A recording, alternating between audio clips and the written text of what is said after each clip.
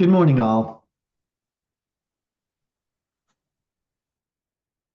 We will give it a few minutes to let folks join. Thanks for joining, though.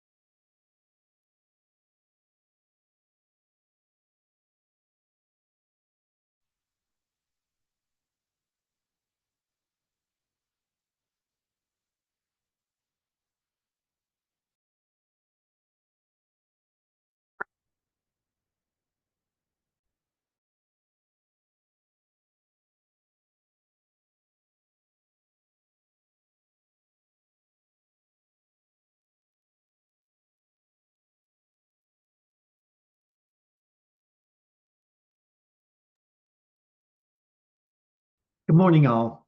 We've already got a quorum, and I'm sure others will be joining, but I have the feeling by already having this number of people on a Zoom call the morning after graduation on a dreary day that there's a lot of interest in the topic, and that's why everyone's joined. Once again, thank you for joining. As part of our research ecosystem, we periodically have a research integrity seminar series. Previous topics have focused on social media, a variety of different topics of interest and of importance for the life of faculty and trainees around the school. The topic today is about foreign involvement. And from the title, foreign involvement, and that's kind of a strange phrasing. And most of the times when someone talks about foreign involvement, you can tell that there's a certain component of the compliance aspects of navigating research in global settings in today's environment. And that is a substantive amount of what we're going to be discussing. But at the same time, I think we recognize that with all the executive orders and changes in foreign subawards, there's a lot of things that are going on that impact how we collaborate, how we partner with our colleagues around the world. So I think what we probably will do is spend about half and half. We're going to take the first half and focus on some of the pragmatic and required aspects of navigating foreign collaborations. In the second half, we'll turn to more of a discussion about how to navigate those partnerships in this difficult environment. These are intended to be discussions. So we anticipate there will be questions and comments, and feel free to raise your hand or interject as we go through. We're also very pleased to have three panelists to join us in these discussions. First, I'm Greg Kirk. I'm Vice Dean for Research, and I'll sort of guide us through this process. We're joined by Kate Smith, our own Vice Dean for Faculty, who, along with myself, is on the receiving end of issues that arise in terms of when things might come up, and there are issues of concern related to foreign involvement. She also is responsible for dealing with the review process for affiliations and appointments for faculty.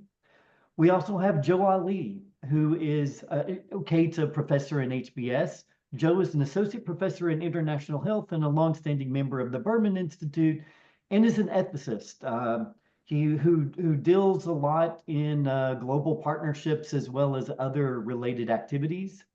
and also by Tom Burns, who is our Associate Vice Provost of Research Compliance. I think, did I get that right, Tom? Yep. All right, all right.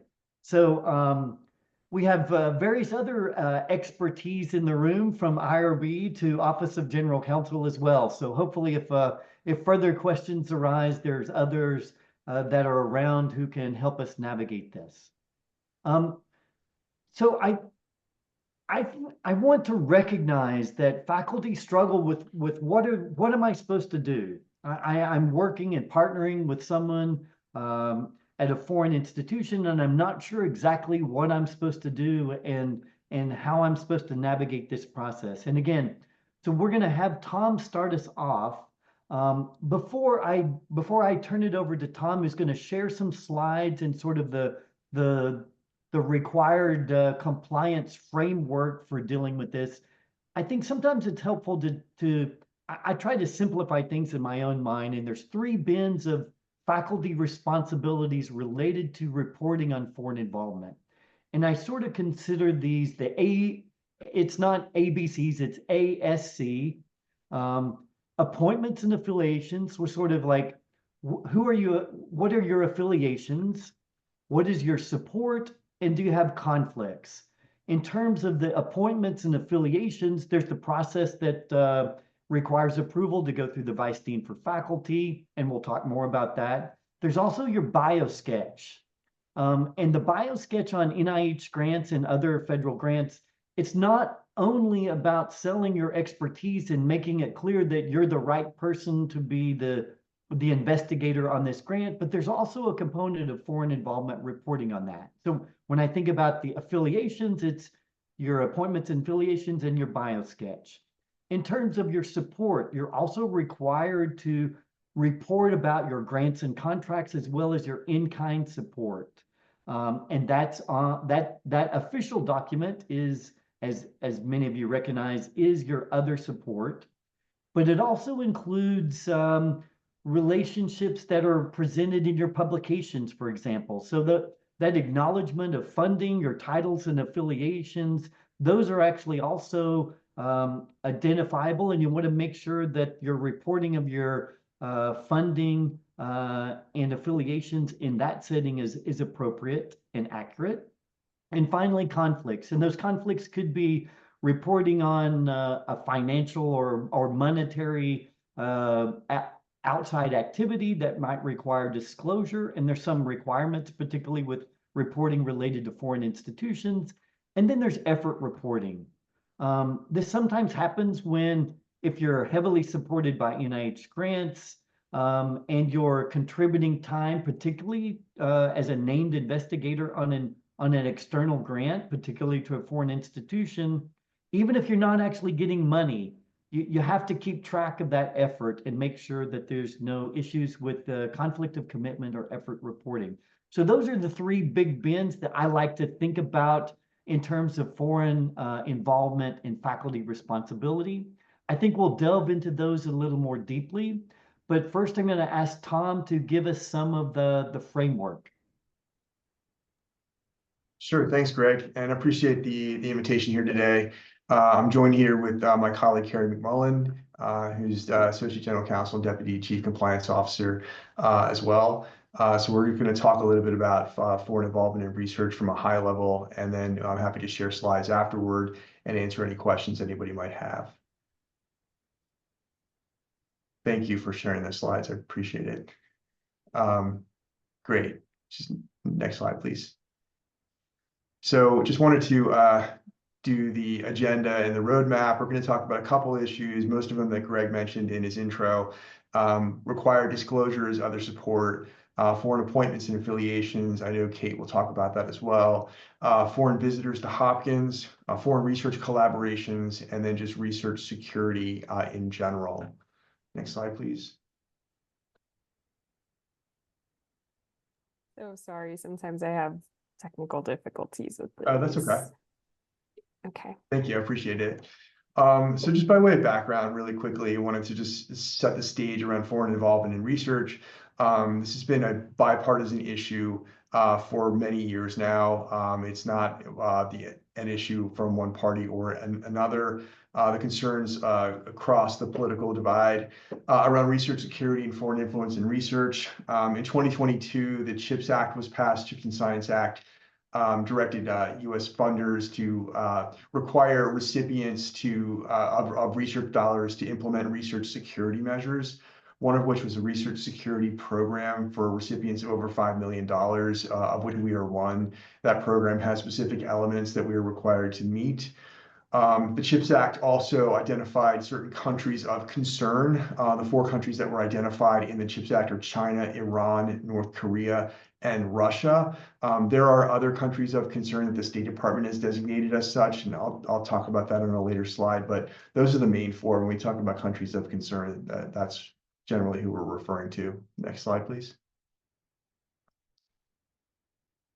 So just to show that the environment is rather fluid and kind of heating up in 2025, these are a couple of things that have happened this year. There's an executive order issued around transparency regarding foreign influence at American universities, basically directing the Department of Education to institute enforcement measures for universities that are failing to comply with Section 117 of the Higher Education Act, which is maintained and implemented by the Department of Education, that requires disclosures of foreign funding sources. We are subject to 117 now, as Carrie knows all too well, doing the reporting.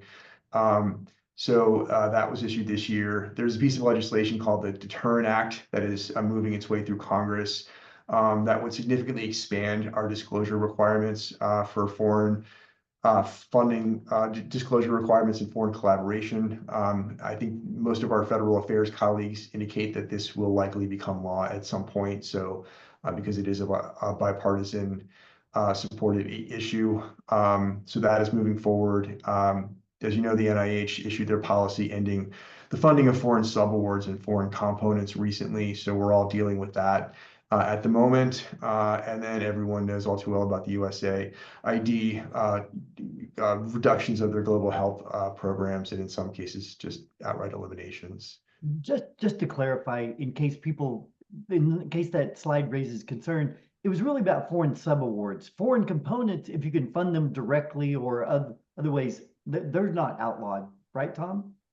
Well, what the NIH has said is that they're not going to award they're not going to grant any prior approval requests for foreign components for new. So no new ones. Yeah. No new ones, right? Okay, It does okay. mention them though, Greg. So no new ones. Right. Yeah. Okay. Thanks. Sure. So just talking about other support and required disclosures, as Greg mentioned earlier, it's just a refresher of what other support requires. This is the requirement to disclose resources, both in kind and financial support from all foreign and domestic entities that are available to the researcher. This would include financial support for laboratory personnel, so visitors that come to your lab with a source of funding that would need to be reflected on your other support, any materials that are of high value, not freely available. Those are resources available to you that should be disclosed on your other or current pending support. Consulting agreements where the faculty member is conducting research as part of the consulting engagement, that would need to be disclosed on your other support as well. If you're not conducting research through a consulting activity, that is not required to be disclosed. So that is the difference there. Also, in-kind contributions, in-kind resources. So any students or employees that are supported by an outside source in your lab would be reflected on your other support. If there's no dollar value immediately ascertainable or time commitment, you can provide estimates, but they should be reflected on your other support. I think everyone should note, like, this is true whether it's domestic or international support. Just to be clear, like these are not just for a student who's funded through a foreign scholarship. It's irrespective of a non-Hopkins support. That's right. Just what other support does not include: training awards, prizes, gifts specifically something provided without the expectation of anything in return. If there's a time commitment or a specific deliverable that is required in exchange for the funding, that is not a gift and should be reported. but true gifts are not considered other support. Institutional resources, not other support, non-research consulting activities, and then startup support provided by Hopkins is not considered other support. Should we Moving on to pause here, appointment support. I'm sorry? Perhaps we should pause. I can't see Sure. any questions about other support. And if there's an illustrative example or question, in many cases we learn from the specifics of an example. And I should say that any questions anybody has after this presentation, moving forward, please reach out. We're happy to provide advice. Joe. I see one question. Oh, sorry, Carrie, you want to go Oh, ahead? no, go ahead. I said, I see one question. I saw your Oh, hand. sorry. Yeah, no, I'm taking a panelist prerogative here. I'm curious about the training awards. Is that constitute rewards that are issued to individuals to support their training, like direct awards for training, or is it also like institutional training grants that can cover, many people perhaps? It's the former. Okay. Yeah. Yeah. So if you're a PI on a training grant, that's Right. like a T32 or something like that, that still needs to be disclosed. Right. Okay. But if you're the recipient of a training award, it's not considered other support. Yeah. Appointment support institutions. I know Kate will probably touch on this just briefly. External appointments all need to be disclosed and approved by your divisional dean's office, here the vice dean's office. Active foreign appointments and affiliations should be disclosed on your biosketch. They should be going back 3 years. So inactive appointments should be on your biosketch 3 years after they became inactive. That's for all appointments. Resources made available through those appointments are disclosed on your other support. So if you have, if you maintain a lab somewhere else, if you have students or employees available to you, or if you have other funding available through that foreign appointment, that would be a resource that needs to be on your other support. If you have funding and you have contracts and agreements or grants that are related to that other appointment or affiliation, they should be submitted to your vice dean's office for review and approval. In certain cases, they need to be submitted to the funder for review. For instance, NIH requires us to submit contracts and agreements that are related to foreign appointments and affiliations. So those should be submitted to ORA and JURA with your other support. Next slide, please. Tom, if you don't that's sort of Kate's area, but why don't we go back a slide and Sure. give Kate the chance to Absolutely. say anything more specifically about the School of Public Health's process? Sure. Would it be helpful here, Greg, for me to just go through how people submit that? Okay, so if I can share my screen. Yes, let's stick with appointments all at once. Okay. I may need to be given capacity to share my screen, I think. Oh yeah, no, I've got it. Okay, I think. Yeah. Okay, so in terms of how to report an appointment or affiliation, so this is the. Are you sharing your We're screen, not seeing Kate? anything yet. Thank you. I didn't push share. Thank you. Okay, now you should be. Yes, we see it. We see Okay. congrats graduates. Yes, yep, that's where I wanted us to start. All right, So great. This is the my publichealth.jhu.edu for faculty. So if you're faculty, you should have access to this. And if you go down to the popular links for faculty information, the very top one is an appointment at an outside institution request form. So if you click on that, you get to the information in the form that you have to fill out for any outside appointment. And it gives you that you submit this to not the Kate Smith email, but the BSPH VDF email. So you complete this form and you submit this along with any paperwork. So if there's an offer letter, and that letter may be an email about sort of what's expected of you, certainly if there's any contract that would need to come with it. And you submit that to my office and we review it. We may have more questions for you and we will let you know when that's approved. I will say this is written right now in relation to appointments. But we are asking you, and we will be modifying this language to be thinking about this as has been discussed today in relation to appointments and affiliations. So appointments are quite clear if you're a visiting faculty member, if there's something where you're officially sort of, you've got status at another university, that's an appointment. But in terms of affiliation, that's a little bit, and maybe Tom or Carrie can add some more context here, but I think that's a little bit more fluid right now. And what I would encourage all faculty is to be as conservative as possible here. So if you have what I was thinking of is, if another place can claim you in some way, if another place is hosting you in some way, what I'd like to see, I think what would be good for faculty is if you are reporting that through this system and telling us more about it and allowing us to sort of make sure that that what needs to be reported and what is expected is being reported. So again, this currently is written in relation to appointments, and certainly anytime you are, being appointed at any other institution in any form with a contract with an expectation, that needs to come here. And increasingly, I would encourage faculty and expect faculty to be thinking about affiliations where other institutions are going to see you as sort of having some linkage to them, to have that come here as well. So I'm going to stop sharing, see if anybody has any corrections or additions to that, and if people have questions.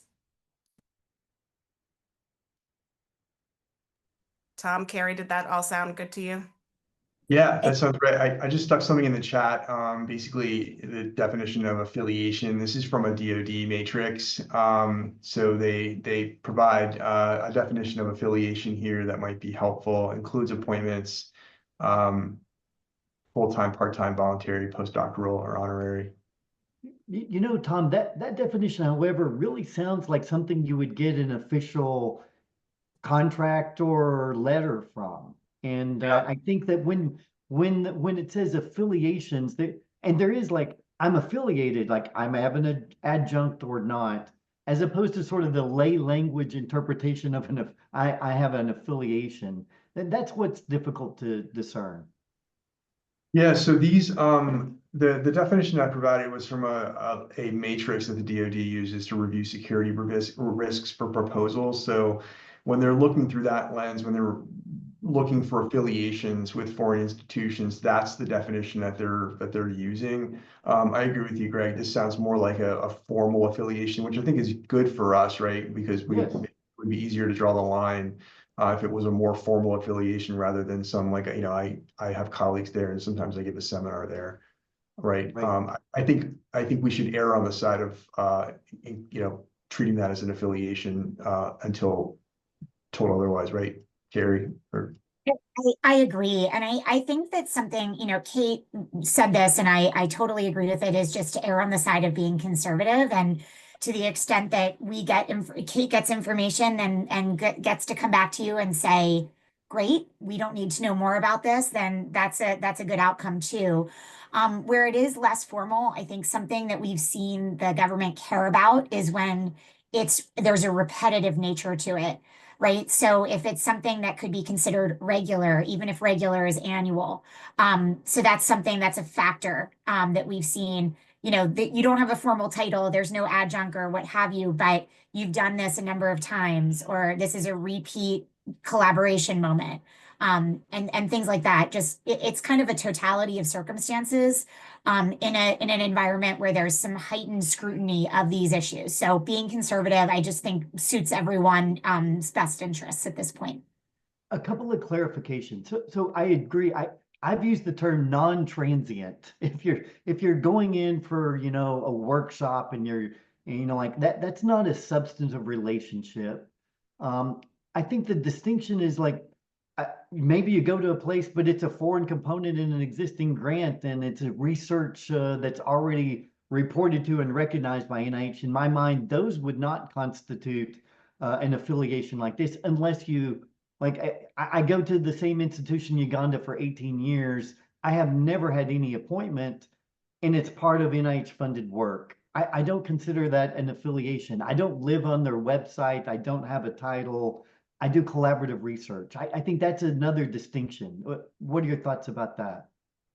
I think that's right. I think that, there is a distinction between collaboration and affiliation. And sometimes when, in publications, I know that funders review publications and sometimes pull out publications when you collaborate with a collaborator from a country of concern, and they ask questions about it. But I think we can distinguish the collaboration, and I'll address that in a later slide, from an affiliation with a foreign institution. An affiliation should absolutely be disclosed on your biosketch, and needs to be disclosed to foreign funders. A collaboration should be disclosed internally to the university through Jura, to make sure that we have the right agreements in place so that if we're asked about it, we can produce those. I think those are Do you good think- rules. If you are listed on the website of the other institution, or if you have in your acknowledgement of your affiliations on a publication as some sort of relationship to another institution, that probably would constitute something that would require reporting. I see a I think that's question right. from Asta in the chat about differentiating between consulting and affiliation. Consulting seems quite different to me, but Tom or Carrie, do you want to take that question? Sure. So consulting would be basically, we would have an agreement in place for like a work for hire situation, or where it's not an employment contract. We'd just be providing some services in exchange for payment, and there would be an arm's length contract there that would be disclosed through e-disclose to the Conflict of Interest Office. If that constituted research, we would have to disclose that on other support. If it was non-research consulting, it doesn't have to be. But there's no appointment, there's no employment relationship with the entity. You're just a paid consultant with a consulting agreement, versus an affiliation. I would think more along the lines of a formal affiliation. You've got an appointment, you are an employee. You've got a postdoctoral appointment, you've got a visiting appointment, or Greg said you're on the website, something like that, is an affiliation with that institution, versus just a consultant who's paid for a limited set of activities. And we have another question in the chat about, particularly from WHO, and the requirements for reporting for the COI disclosures, as well as going through the appointments process. Anthony, if you have an appointment, then that needs to go through the process. I'm worried that I've confused things by saying if you have a grant or contract, maybe it wouldn't be reportable as a foreign component and affiliation. Do you have more clarity on that, Tom or Carrie? So Particularly for with WHO. if it's an appointment, I would think that it would need to go through the appointments process, Yeah, I agree. to have that reviewed internally. And if you are also conducting some sort of collaborative research, or there's a contract that you're receiving for research, that would have to go through Jura to be reviewed. So I would think if we're talking about an appointment and you're performing research, or there's funding or some kind of agreement with the institution, I think it would be disclosed internally to the School of Public Health, and also would go through Jura. Does that sound right, Carrie? I completely agree. And I think, Greg, I don't have a specific issue with what you said, but I just think, to be clear, whatever you're doing, it's going to end up being reported one way or the other, right? There are certain affiliations and appointment, and definitely all appointments, that are going to get into this reporting system that we're talking about. And then otherwise, we're capturing what you're doing on a grant or a contract, either directly, with the agency and that relationship and that contract, or internally with Jura. And we need to make sure Jura is involved, so that the institution, Johns Hopkins University, understands what we're doing. And then, as we said, I totally agree on consulting. That's a fee for services situation. Yep. And that's implicating our COI review and discussion. We're actually agreeing, Carrie. Maybe I didn't make it clear. I do think, like, when you say you have an appointment from WHO, that goes down the pathway going through Right. That's what Kate described. Whereas Yep. grants and contracts are going down the Jura pathway. And then the COI disclosures may be relevant for either, for depending. I agree with that. I agree with Alright. that. COI could come up in either circumstance. And the appointment goes on the BioSketch. And the appointment goes on the BioSketch. Yep. All right, see, there's Maybe lots we of, go back to the slides because some of this is also covered in some of Tom's slides as well. yep, I think A we lot. can And you'll jump get back to these those. slides Thanks, after. Kate. Thank you, Kate. I appreciate that. And thanks, Junie. Okay, we can move on to the next one. So I'll just briefly, we talked about malign foreign talent programs before. This is a talent program sponsored by a country of concern. And by talent program, there's a formal definition that I can share with you, but basically it's a program that recruits faculty in exchange for funding or other support, requires them to do things like maintain a lab in that foreign country, to host visitors from that foreign country, to provide IP and data to that foreign country. So it's a recruitment program. And there are several of them out there, but a malign foreign talent recruitment program is one sponsored by a country of concern. We identified the 4 countries of concern earlier: China, Iran, North Korea, and Russia. Those are still the main countries. The State Department identifies more countries, a broader set of countries, as countries of concern. So if you're working with any of these countries, you just let us know. The 4 main countries that we're talking about mainly are China, North Korea, Russia, and Iran. So there's a policy here at the institution that we don't permit faculty to participate in a malign foreign talent recruitment program and also participate in federally funded research, because we're required to maintain that policy. It's prohibited by the federal government, and you might notice those questions on the Phoebe questionnaires when you're submitting a proposal to JURA. You've got to indicate that you do not participate in a malign foreign talent recruitment program. There's a website that has this information. I guess the bottom line is if you have any questions or you think something that you're doing, you might be participating in a talent recruitment program, or you have a question about it, please reach out, or we're happy to provide you advice on that. Okay, we talked a little bit about foreign research collaborations and distinguishing that from an appointment.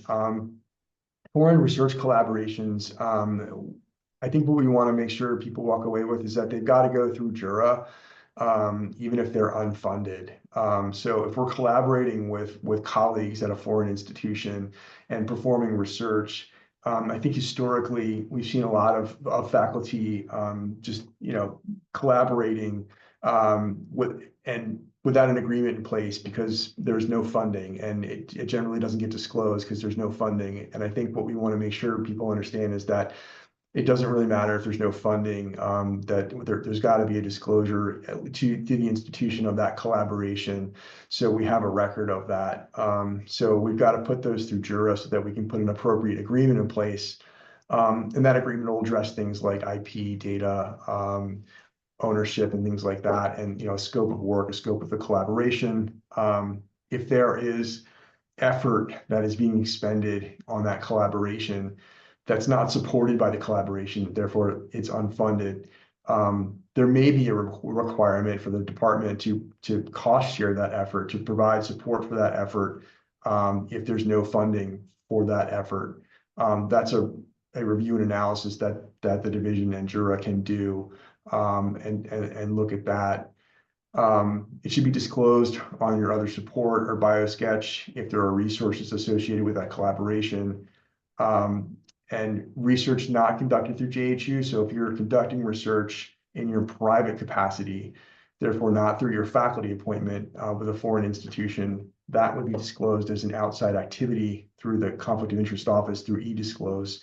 And that would be reviewed by the Vice Dean for faculty and the Vice Dean for research, to make sure that that engagement doesn't pose any additional problems, but that if there's research being conducted, that would need to be disclosed to funders on your other support. I'll pause there. If I might just jump in and say, if you're not sure entirely, what the scope of your research might be or what this collaboration might look like, this unfunded collaboration. For several years now, Jura has had a pretty comprehensive intake form. They'll send that to you and you can go through and describe sort of what you're planning to do. And what that allows Jura to do is get to you the most relevant of our templates. We have a lot of them, which is a means to be efficient about this, not to slow down your ability to work with your, it allows us first to understand exactly what you're doing, do any additional screening or compliance review, and then get to you a template that'll allow us to memorialize what you're doing in an efficient way. So feel free to just reach out to Jura and they can send you that, and then we can go from there so that you're not trying to figure it out yourself. Absolutely. Next slide, please. All Tom, right. recognizing you're going to share the slides. Could we go through these last and then like the next 5 minutes? Sure, absolutely. Really quickly, foreign visitors, if you're hosting visitors from countries of concern, we just need to make sure that they're screened, and then there's analysis done prior to those visitors being extended an invitation or offer to join Johns Hopkins. So we need that screened by export controls, a review by ORA, Jura, making sure that there's no issues with either the visitor or the visitor's institution, and that we've disclosed everything properly. Next slide. And a visitor is someone who's here for a month or longer. Is that right? accurate?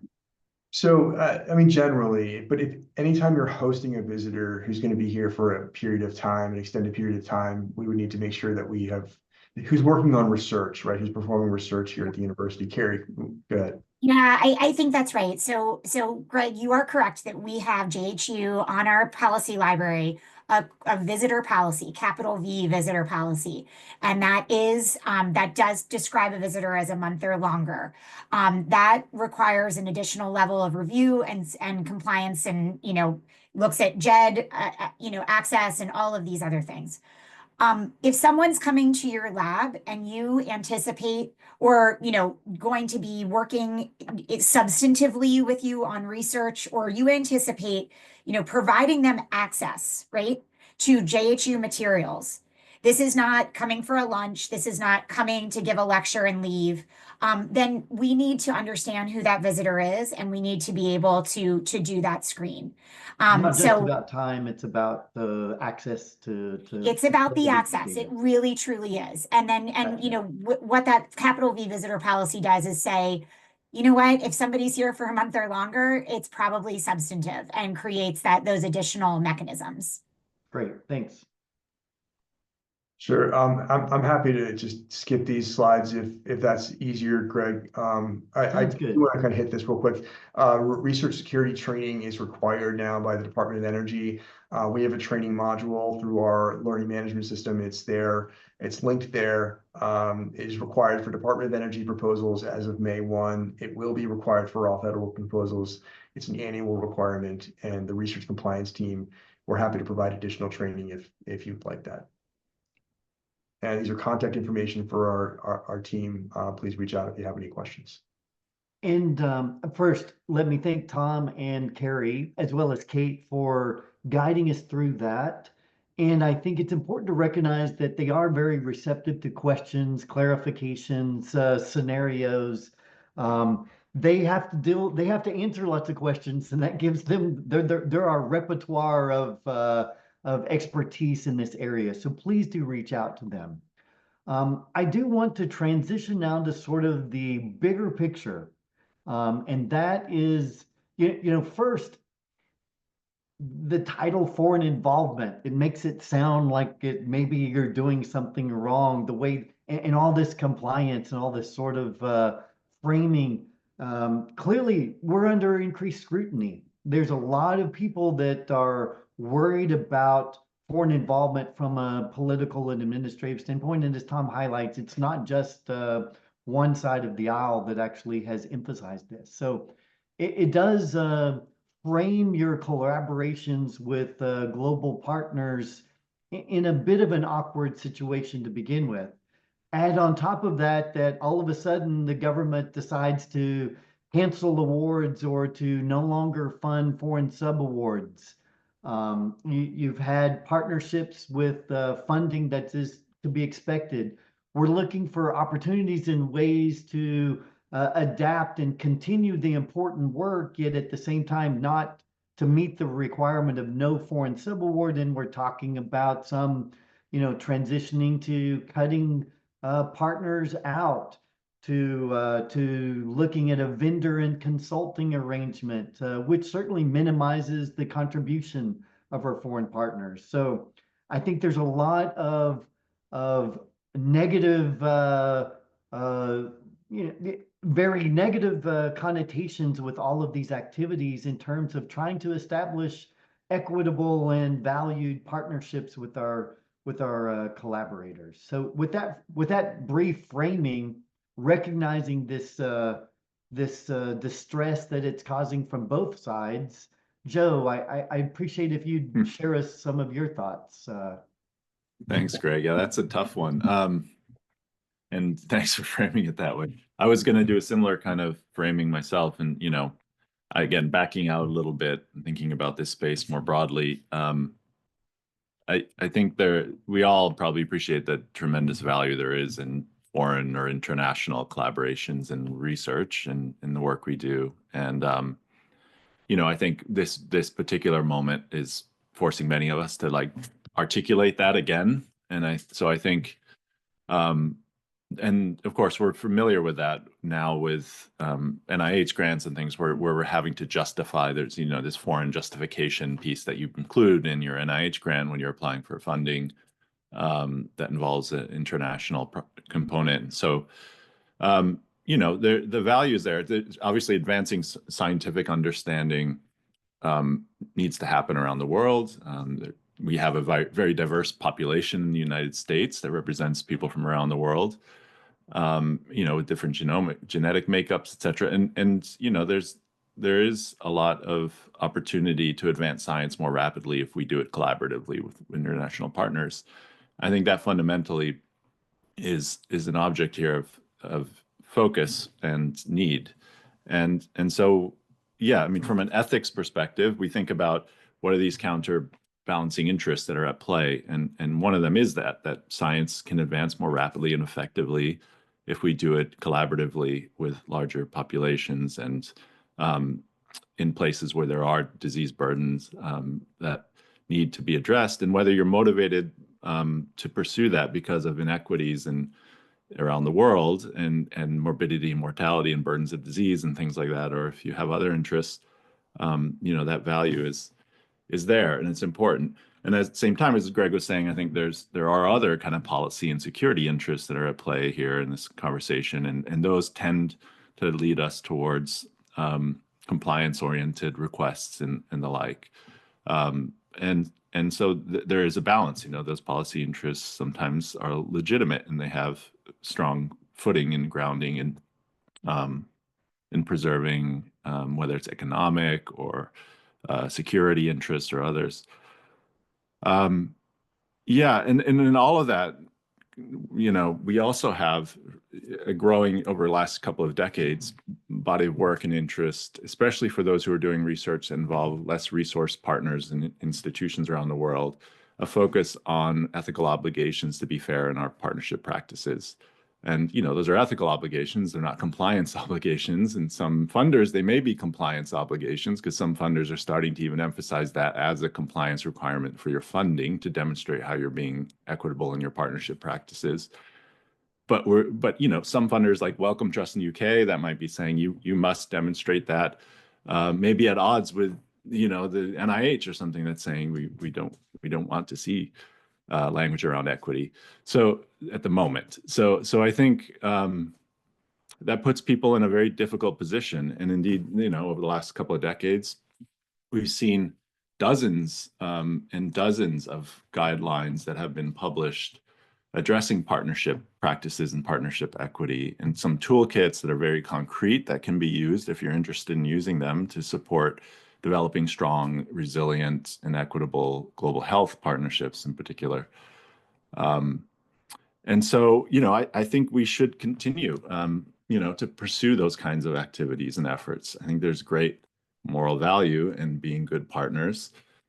in, doing the best we can within the systems we have, and even using the mechanisms that I think others were just sharing to share resources in science, to make them accessible, to make data available to those who can benefit from their use, to ensure that populations around the world are benefiting from science. And so, I think it's always a difficult balance, and I feel, I do work in international research and collaboration, but many colleagues, I'm sure, on this call do much more and have faced decades of strain and change and bureaucratic requirements and things like that, and have kind of found ways to navigate through all of that. So I feel for that. Given the kind of really important things that are being done through research. And so, yeah, I think we need to kind of have a supportive ecosystem that allows people to meet their ethical obligations while being compliant from a regulatory perspective. And yeah, I think bringing those two together is an important goal institutionally, and hearing from everyone about where those pain points are and when people feel like they have an ethical obligation that they're unable to meet because of some compliance-oriented issue, to bring that forward, and maybe there's a path to make it work. So I don't know, Greg, if that's helpful, but No, I think you much more articulately than I framed it, Joe. I greatly appreciate you raising there is pressure and tension between the compliance and the ethical partnership approaches, and that is I'm sure we have many on the call who could articulate their own personal feelings as such, and we open it up for questions and comments and discussion. If you don't mind, I'd love to jump in just on the tail of what was just said. And I really appreciated the comments around balance and identifying the pain points. And I will say, I mean, I've been practicing in this area of law since 2007, and I've seen, several evolutions. And so I think that this is an evolution. It's not an end game.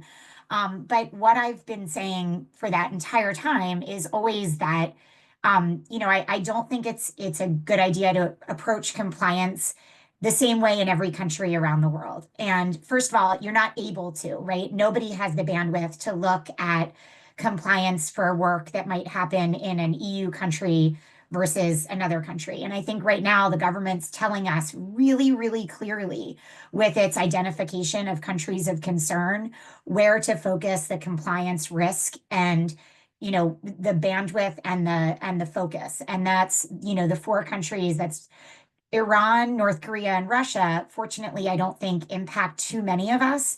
And then, unfortunately, China is one of those countries. And that is, I think, unfortunately, a bipartisan pain point.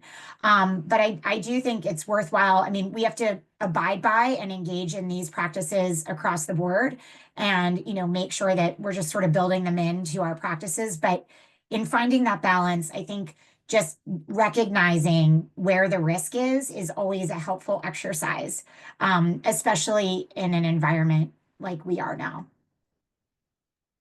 Thanks very much, Carrie. I think it is important to recognize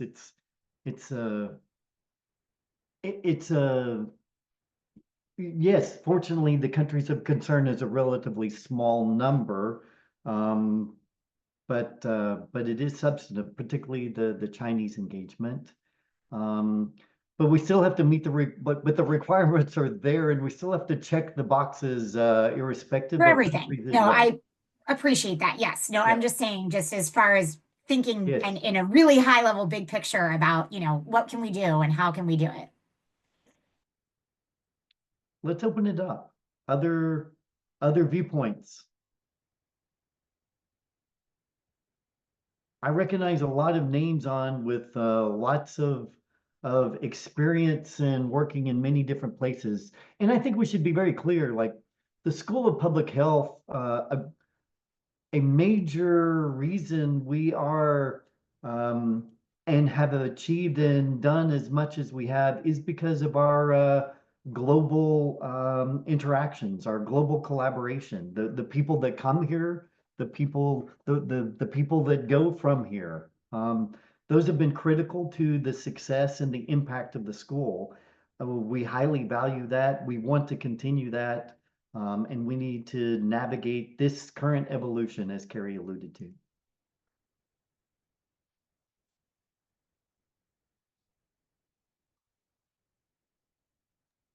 I'll put in the chat, Greg, in case it's helpful to others, a number of guidelines, just focusing on this piece that I was talking about on research partnerships in a global context, and with some links in case people are interested. That sounds great. Why don't we, I think we've covered the substantive areas. So Junie, why don't you turn off the recording? I want to make sure that people don't feel inhibited